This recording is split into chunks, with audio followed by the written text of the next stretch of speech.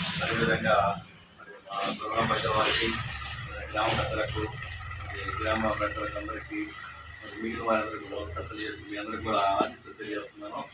మీరు ఈరోజు మనం రోజు పాఠశాలకు వెళితే ఎంత ఇంపార్టెంటో ఇక్కడే రావడం కూడా అంత ఇంపార్టెంట్.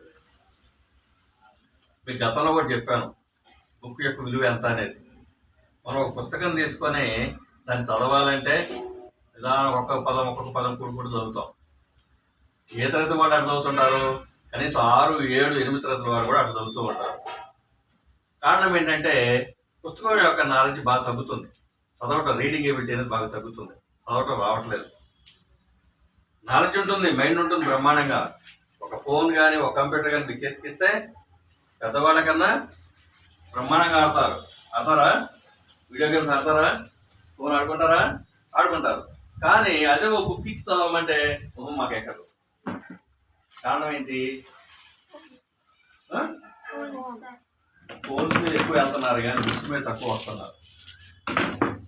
బుక్ మీదకి ఎక్కువ వెళ్ళట్లా, మీరు వెళ్ళాలి. ఎవరైతే బుక్ నాలెడ్జ్ ఎక్కువ పెంచుకుంటారో వాళ్ళే భవిష్యత్తులో మంచి స్థానానికి వెళ్తారు.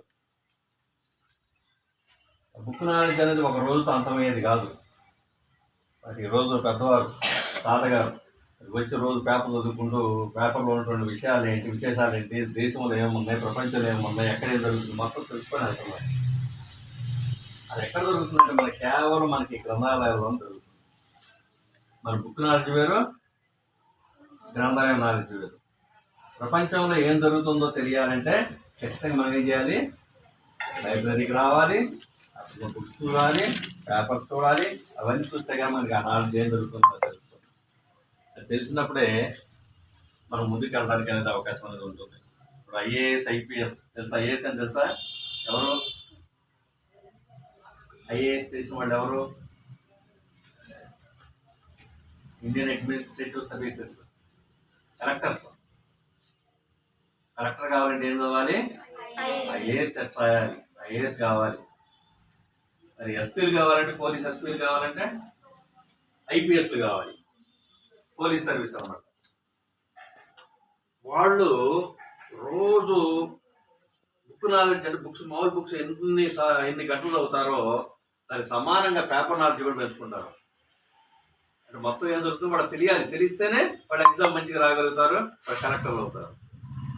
మరి మనం కూడా ఆ స్థాయికి వెళ్ళాలా వద్దా? మరి ఎప్పుడు ఇంతే ఉంటాం? చిన్నగా ఉంటామా? పెద్దోళ్ళం అవుతాం. అవునా? ఒకటి పెద్దోళ్ళకి ఉపయోగం ఉంటుందా? ఎలా అవ్వాలి?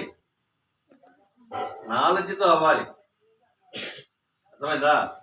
కొంతమంది తిడతా ఉంటారు, మంచి పెరిగాడు కానీ బుద్ధి పెరగలేదంటారు. తిడతారు ఇంట్లో. ఏంటి మనం తప్పు పని చేస్తే ఏమంటారు?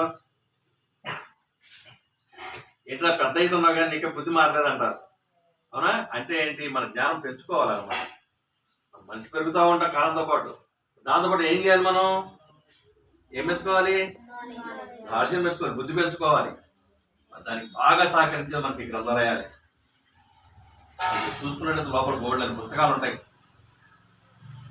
చిన్నప్పుడు పెద్దవాళ్ళు చదివింది 5వ తరగతి అయినా సరే వాళ్ళ పుస్తకం ఇచ్చేస్తే టక్క ఒక గంటలో మొత్తం చదివి పక్కన పెట్టేసేవాళ్ళు. కానీ ఇప్పుడు మనం చదవగలుగుతున్నావా? మరి రోజుల తరబడి పడితేనే కానీ మనం చదవడానికి కుదురుతుంది. అలా కాకుండా మనం కూడా స్పీడ్గా చదవాలంటే ఏం చేయాలి? డైలీ లైబ్రరీకి రావాలి, చదువుకోవాలి. మరి రోజు స్కూల్కి వెళ్తున్నాం. మరి రండమ్మా, కూర్చోండి. మీరు కూడా రండి, కూర్చోండి. ఇంటికి వెళ్ళిన దగ్గర కూర్చొని హోంవర్క్ చేసుకుంటూ ఉంటాం. లైబ్రరీకి రావడానికి కుదరకపోవచ్చు. మరి ఇక్కడే ఉన్నట్టయితే మరి రోజు 1 గంటని ఇక్కడ పంపించి సారు మీతోటి పుస్తకాలు చదివించడం చేస్తుంటారు. మరి ఇప్పుడు హాలిడేస్ సెలవులా? ఎప్పటిదాకా?